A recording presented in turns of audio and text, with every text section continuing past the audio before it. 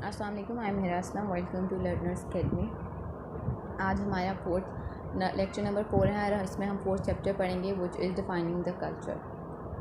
इसमें हम अंडरस्टैंड करेंगे कल्चर होता क्या है, इसके डिफरेंट डायमेंशंस पढ़ेंगे, डिफरेंट कंपोनेंट्स पढ़ेंगे और फिर इसके बाद जो है वो हम ऑर्गेनाइजेशनल कल्चर भी जो है वो स्टडी करेंगे। सबसे पहले हम डिफ़ाइन करते हैं कल्चर होता क्या है। कल्चर को हम ऐसे अंडरस्टैंड करते हैं कि ये एक कॉमन सेट होता है understandings of express in language. वो तमाम चीज़ें जो हम लैंग्वेज के थ्रू एक्सप्रेस करते हैं, अपनी ज़बान के थ्रू एक्सप्रेस करते हैं, हमारी नॉर्म्स, हमारी वैल्यूज़, हमारे बिलीव्स, एक्सपेक्टेशंस। एक सिस्टम होता है क्रिएटिंग करने का, स्टैंडिंग, स्टोरिंग और प्रोसेस करने का इन्फॉर्मेशन, या फिर एक collective of a mind which distinguishes the members of one group, या वो तमाम चीज़ें जो हम एक दूसरे ग्रुप से डिफ्रेंशिएट करती हैं, वो हमारा कल्चर होता है। ठीक है, एक स्कूल को डिफरेंट स्कूल से जो चीज़ डिफ्रेंशिएट करती है दैट इज़ कल्चर। ठीक है, ये एक लैटिन वर्ड से डिराइव किया गया है कल्चूरा से, जिसका मतलब होता है स्टैमिंग फ्रॉम कॉलियर, मीनिंग इसका क्या होता है टू कल्टीवेट।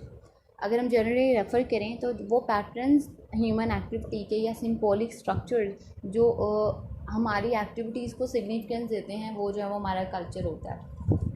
ठीक है, एंथ्रोपोलॉजिस्ट को अगर हम देखें वो मोस्ट कॉमनली कल्चर को डिफ़ाइन करते हैं universal human capacity to classify, codify and communicate their experiences symbolically. किसी भी इंसान की वो कैपेसिटी कि वो अपनी एक्सपीरियंसेस को जो है वो कम्युनिकेट कर सके, क्लासीफाई कर सके या कोडिफाई कर सके दूसरे लोगों से, दैट इज़ कल्चर। ठीक है, अगर हम देखेंगे कल्चरल डिफरेंसेस भी होते हैं जिसमें सेल्फ परसेप्शन आ जाता है। सेल्फ परसेप्शन अपने बारे में क्या परसीव करते हैं लोग this self perception is how people belonging to different culture look at themselves. Different culture से बिलोंग करने वाले लोग अपने आप को किस तरह से परसीव करते हैं, दैट इज़ सेल्फ परसेप्शन। कुछ कल्चर में लोगों को जो है वो ऑनेस्ट व्यू एज अ, हम कुछ कल्चर का कहते हैं कि वो ऑनेस्ट हैं, ठीक है, और उसके बाद कुछ जो हैं वो सिनिकल हैं। फॉर एग्ज़ाम्पल अगर हम चाइनीज़ के बारे में बात करें या जापानीज़ के बारे में बात करें तो उनका एक जनरल परसेप्शन है कि वो हार्ड वर्किंग होते हैं। ठीक है, ये सेल्फ परसेप्शन है। रिलेशनशिप विद वर्ल्ड, ठीक है, this refers to the inclination of the people to dominate the environment to perhaps exact the most out of it. ठीक है, further it also refers to the accessibility to the other cultures. आपका दुनिया के साथ रिश्ता किस किस्म का है, आप किस किस्म के रिलेशनशिप्स में हो डिफरेंट कंट्रीज़ के साथ, डिफरेंट कल्चर्स के साथ। ठीक है, किस तरह से आप दूसरे इन्वायरमेंट और दूसरे लोगों के साथ जो है वो रिलेशनशिप में हो, किस तरह से इंटरेक्ट करते हो। ठीक है, उसके बाद टाइम डायमेंशन क्या है। Time dimensions refers to the past, present and the future orientation of the people in a culture. It means that people in a particular culture may either be concerned about their future, present or past. The Japanese culture is the future oriented while the American culture is considered to be the present oriented. आप की orientation क्या है, हमारे लोगों की orientation present base होती है। हम कोई काम कर रहे हैं तो हम कहते हैं कि हम अगर कोई पैसा कमा रहे हैं तो हम क्या करते हैं कि हम अभी के लिए करें। फॉर एग्जांपल हम हमारे जो रिसोर्सेज हैं, वाटर रिसोर्सेज हैं, हमें पता है कि 2025 के बाद हमें जो है वो वाटर स्कैरसिटी फेस करनी पड़ेगी, लेकिन हम जो है वो उस चीज़ पे फोकस ही नहीं करें। हम अपने रिसोर्सेज को अपनी फ्यूचर जनरेशन्स को ध्यान में रख के जो है वो यूज़ करते ही नहीं हैं। हम सिर्फ अभी के बारे में सोचते हैं कि अभी पूरा हो जाए, बात की बाद में देखी जाएगी। जबकि जो जापानीज़ हैं या जो चाइनीज़ हैं वो अपनी फ्यूचर जनरेशन्स को जहन में रख के जो है वो हर काम करते हैं। उसके बाद public and private space, people prefer to be sitting alone in their cabins in the work place. कुछ कल्चर में जो है वो इकट्ठा काम करना पसंद करते हैं। फॉर एग्जांपल हमारे यहाँ पे जो है वो यूजली इकट्ठा काम करना पसंद किया जाता है एज़ कम्पेयर टू कि आप अपने अलग जो है वो कैबिन्स में बैठ के काम करें। की कंपोनेंट्स ऑफ कल्चर क्या होते हैं। Common way of understanding culture sees it as consisting of 4 elements. ठीक है, अगर हम कॉमन वे देखें अंडरस्टैंड करेंगे कल्चर का तो इसमें हम 4 एलिमेंट्स को जो है वो कंसिडर करते हैं जो कि एक जनरेशन से दूसरी जनरेशन को पास ऑन की जाती है। उसमें वैल्यूज़ आ जाती हैं, नॉर्म्स आते हैं, इंस्टीट्यूशंस और आर्टिफैक्ट्स आ जाते हैं। वैल्यूज़ वो आइडियाज़ होते हैं किसी के भी जो अपनी लाइफ के बारे में होते हैं, जो इम्पोर्टेंट होते हैं। आपका उसमें रिलीजन भी आ जाता है। नॉर्म्स होती हैं, एक्सपेक्टेशंस होती हैं कि लोग डिफरेंट सिचुएशन में किस तरह से बिहेव करेंगे, वो एथिकल्स जो बाउंड्रीज होती हैं, ठीक है। उसके बाद जो है वो अगर हम देखें तो हर कल्चर के मेथड्स होते हैं जिसमें सेंक्शंस होती हैं कि वो किस तरह से अपने नॉर्म्स को इन्फोर्स करता है, ठीक है। इंस्टीट्यूशन वो स्ट्रक्चर्स होते हैं सोसाइटी के जिसमें वैल्यूज़ और नॉर्म्स को ट्रांसमिट किया जाता है। उसके बाद आर्टिफैक्ट्स हमारी जो थिंग्स हो जाती हैं या मटीरियल कल्चर जो होता है। ऑर्गेनाइजेशनल कल्चर हर कंट्री की तरह और डिफरेंट ऑर्गेनाइजेशंस के भी जो कल्चर होते हैं, ठीक है। और दो मेजर रिसर्चेज जो हैं वो देखी जाती हैं अगर हम ऑर्गेनाइजेशनल साइकोलॉजी में कल्चरल डिफरेंसेस की बात करें। उसमें गेट की आ जाती है, उसके बाद ट्रॉम्पिनर्स की रिसर्च आ जाती है। अगर हम गेट की देखें तो इसने रिसर्च की थी 116,000 वर्कर्स के साथ IBM के, जो कि डिफरेंट 70 कंट्रीज़ में जो है वो वर्ल्ड वाइड स्प्रेड हुए हुए थे। उसने कहा कि 4 डिफरेंट एस्पेक्ट्स में जो है वो, या 4 टर्म्स में जो है ना वो कल्चरल ऑर्गेनाइजेशनल कल्चर डिफर करता है। सबसे पहले पावर डिस्टेंस आ जाती है, या फिर एक्सेप्टेंस ऑफ अदर्स पावर आती है। इसमें आता है कि it is the extent to which the less powerful members of organization and institutions accept and expect that power is distributed unequally। जिसमें जो है वो लेस पावरफुल मेंबर्स होते हैं ना ऑर्गेनाइजेशन के, वो क्या समझते हैं कि पावर अनइक्वली डिस्ट्रीब्यूटेड है। ऑब्वियसली जो मैनेजर होता है या CEO होता है उसके पास ज़्यादा पावर्स होती हैं एज कम्पेयर टू जो लोअर मैनेजमेंट में जो है वो काम करने वाले एम्प्लॉयज़ होते हैं, ठीक है। और इसको हमेशा जो है वो इनक्वालिटी को बिलो से डिफाइन किया जाता है। अबव जो या फिर टॉप लेयर ऑफ मैनेजमेंट होती है वो कभी भी इस इनक्वालिटी को डिफाइन नहीं करती है या कंसीडर नहीं करती है, ठीक है। पावर और इनक्वालिटी ऑफ कोर्स जो है वो एक्सट्रीमली फंडामेंटल फैक्ट्स हैं किसी भी सोसाइटी के। और कोई भी जो इंटरनेशनल एक्सपीरियंस रखता है उसे पता होता है कि ये सोसाइटीज़ अनइक्वल होती हैं और कुछ जो है वो ज़्यादा अनइक्वल होती हैं। लेकिन जो distribution unequal distribution of power होती है ना, ये समटाइम बहुत ज़्यादा इंपॉर्टेंट होती है।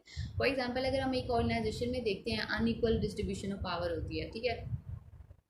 CEO के पास ज़्यादा पावर्स होती हैं, जो लोअर लेयर जो है वो, ठीक है, लोअर मैनेजमेंट होती है उनके पास कम पावर होती है। अगर उनके पास इक्वल पावर होगी तो क्या होगा, उनका जो सिस्टम है, उनकी जो वर्किंग जो है वो प्रोसेस है वो स्मूथली रन नहीं करेगा, ठीक है। क्योटिक हो जाएगा, वहाँ पे जो है वो क्योस होगा, वहाँ पे जो है वो एक डिसऑर्गेनाइज्ड कल्चर बन जाएगा। तो ये जो अनइक्वल डिस्ट्रीब्यूशन ऑफ पावर है बहुत ज़्यादा इम्पॉर्टेंट होती है।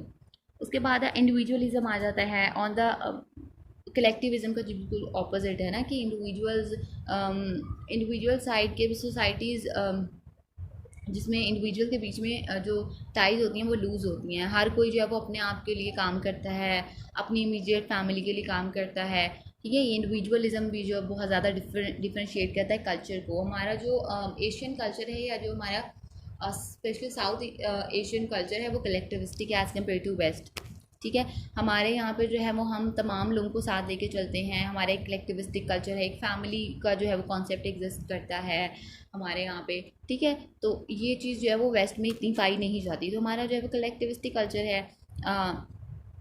एक स्ट्रॉन्ग और कोहेसिव होते हैं इन ग्रुप में, ठीक है। एक्सटेंडेड फैमिलीज होती हैं, एक अनक्वेश्चनिंग लॉयल्टी होती है। तो ये चीज़ भी जो है वो डिफ्रेंशिएट कर। उसके बाद मैस्कुलिनिटी आ जाती है, यानी कि कितनी जो है वो मेल ओरिएंटेड सोसाइटी है, ठीक है। फेमिनिज्म का जो है वो ये ऑपोजिट है कि जिसमें distribution of role between the genders होती है इक्वल। IBM स्टडी रिवील करती है कि जो वुमेंस वैल्यूज़ होती हैं ना वो डिफ़र करती हैं less among societies than men values. औरतों की वैल्यूज़ बहुत ज़्यादा डिफ़र करती हैं among societies as male value. Man value जो है वो कंट्री टू कंट्री जो है वो नहीं वेरी करती, क्योंकि वो वही होती है, असर्टिवनेस होती है, कंपैटिटिवनेस होती है, ठीक है। औरतों की वैल्यू जो है वो बहुत ज़्यादा डिफ्रेंशिएट करती हैं। तो ये चीज़ भी जो है वो कल्चर्स को जो है वो डिफ्रेंशिएट करती है, ठीक है। जो फैमिली सोसाइटीज़ होती हैं वो असर्टिवनेस होती हैं, रिडिक्यूलेट होती हैं, अंडर सेल होती हैं, स्ट्रेस ऑन लाइफ क्वालिटी पे जो है ना वो ज़्यादा करती हैं, इंस्टीट्यूशन बेस होती हैं। जबकि मैस्कुलिन में असर्टिवनेस जो है वो अप्रिशिएट की जाती है, स्ट्रेस करते हैं वो करियर्स पे, और डिसेसिवनेस होती है। अनसर्टेनिटी अवॉइडेंस इंडेक्स आ जाता है कि ये भी बहुत ज़्यादा वो इम्पॉर्टेंट या मेजरली डिफ्रेंशिएट करता है सोसाइटीज़ को कि कहाँ वहाँ पे कितना अनसर्टेनिटी अनसर्टेन सिचुएशंस या एम्बिग्विटी को जो है वो टॉलरेट करती है सोसाइटी। ठीक है, जो अनसर्टेनिटी अवॉइडिंग कल्चर्स होते हैं ना वो ट्राई करते हैं मिनिमाइज़ करने के लिए पॉसिबिलिटी ऑफ सच सिचुएशन जिसमें लॉज स्ट्रिक्ट हों, रूल्स हों, सेफ्टी और सिक्योरिटी मेजर्स और द फिलोसॉफिकल और रिलीजियस लेवल भी जो है ना उसमें होता है। ठीक है, ये अनसर्टेनिटी अवॉइडेंस कल्चर्स होते हैं, बहुत ज़्यादा स्ट्रिक्ट होते हैं, रूल बुक को फॉलो करने वाले, स्ट्रिक्टली नॉर्म्स एंड वैल्यूज़ को फॉलो करने वाले, किसी किस्म के रिस्क को जो है वो नहीं लेते। जबकि जो अनसर्टेनिटी अवॉइड नहीं करती, जो अनसर्टेनिटी मीन कि वो रिस्क को जो है वो टॉलरेट करती हैं, एम्बिग्विटी और अनसर्टेनिटी को भी जो है वो अवॉइड करती हैं। ठीक है,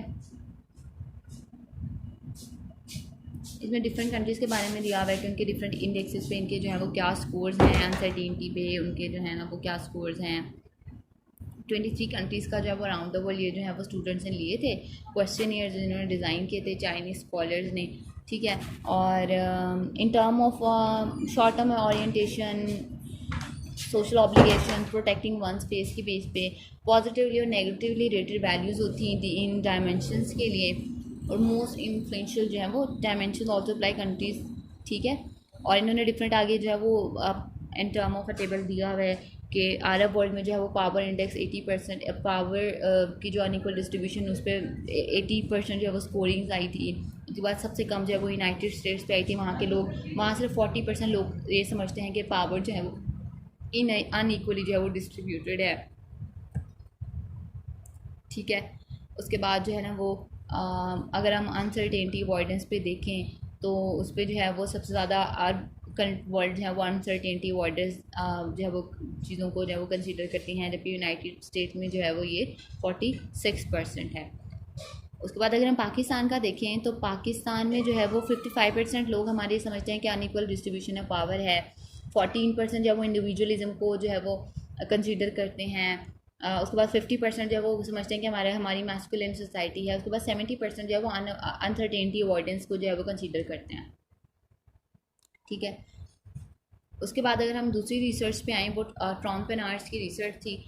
इसने जो 1500 मैनेजर्स पे रिसर्च की थी डिफरेंट 28 कंट्रीज़ में। ठीक है, और इसने एक्सटेंसिवली लिखा था कल्चरल डिफरेंसेस पे, कॉम्पिटिटिव एडवांटेजेस पे। ठीक है,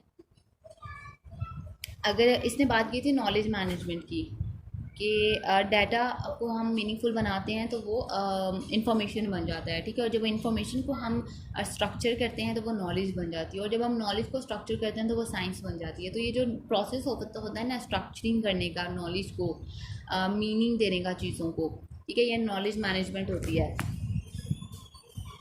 इसने भी जो है वो डिफरेंट डायमेंशन बताई थी। यूनिवर्सलिज्म आ जाता है, इंडिविजुअलिज्म आ जाता है, न्यूट्रल इफेक्टिव आ जाता है, स्पेसिफिक डिफ्यूज अचीवमेंट। यूनिवर्सल पर्टिकुलरिज्म में यूनिवर्सल आता है कि जब आप फर्स्ट जो है वो यूनिवर्सल वर्सेस पर्टिकुलर डायलेमा, उसने जो है वो ग्रेट डेप्थ में जो है वो अपनी बुक में डेट द पेडिस्ट्रियन डाई में जो है वो उसने इन डेप्थ जो है वो स्टडी किया था। Imagine you are going in a car, your a friend is speeding and he hits the pedestrian. आप एक कार ड्राइव करें, आपके फ्रेंड ने जो है वो एक पेडिस्ट्रियन को हिट कर दिया। तो उसने कहा था डिफरेंट कल्चर्स में इसको डिफरेंट जो है वो चीज़ों, अगर हम देखें अमेरिका में तो 92% ऑफ अमेरिकन थे ना वो यूनिवर्सलिस्टिक कैंप में आते हैं। कैसे कि वो प्रेफर करेंगे लॉ को, वो प्रेफर करेंगे जस्टिस को अदर देन कि वो अपनी जो है वो उस बिलोंगिंग को अपने फ्रेंड के साथ जो है वो पर्टिकुलरिज्म पे जो है ना वो जब आप एक पर्टिकुलर पर्सन या पर्सनल वैल्यूज़ या पर्सनल अटैचमेंट्स को प्रेफर करते हो वो यूनिवर्सलिज्म को। ठीक है, और अगर साउथ कोरिया, वेनेजुएला और फ्रांस में है तो वो ज़्यादा पर्टिकुलरिस्टिक स्टैंड पॉइंट को जो है वो कंपेयर करेंगे।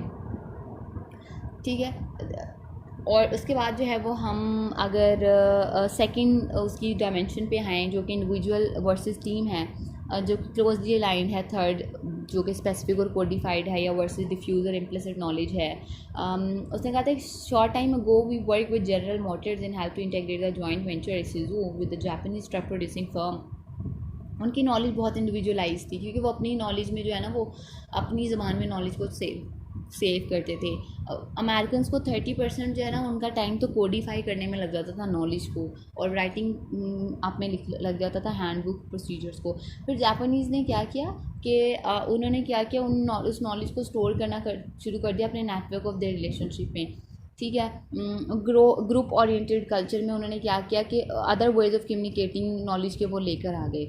ठीक है, जबकि इंडिविजुअलाइज सोसाइटी में वो फिर वो अब टेंडेंसी होती है कि वो अपनी नॉलेज को सीक्रेट रखते हैं, क्योंकि वो नॉलेज को एज अ पावर कंसिडर करते हैं। तो फिर जो जीएम मैनेजर्स थे उन्होंने कन्विंस किया जापानीज़ को कि वो जो है वो कंपाइल करें more concise less time consuming manuals, और वो जो है वो इंडिविजुअलिस्टिक से जो है वो कलेक्टिविस्टिक की तरफ जो है वो डिफ्यूज़ नॉलेज की तरफ जो है वो जाएँ।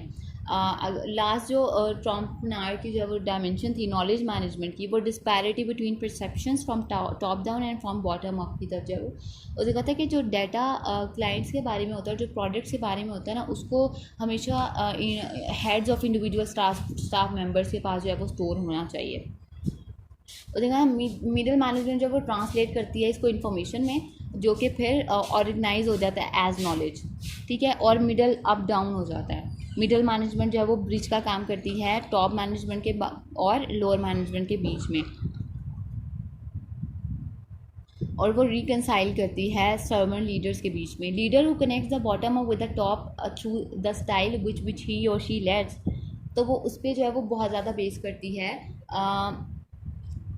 ठीक है, उसकी कम्युनिटी बहुत ज़्यादा या उसका ऑर्गेनाइजेशनल कल्चर उस चीज़ पे बहुत ज़्यादा बेस करता है जो मिडिल मैनेजमेंट परफॉर्म कर रही होती है, कि वो किस तरह से जो है ना वो टॉप मैनेजमेंट को और लोअर मैनेजमेंट को आपस में जो है वो कनेक्ट करती है। ठीक है, ये जो है वो ट्रॉम्पेनार की जो है वो डिफरेंट डायमेंशन से जो उसने कल्चर की जो है वो आइडेंटिफाई की थी। Thank you. अस्सलाम वालेकुम, आई एम हिरास।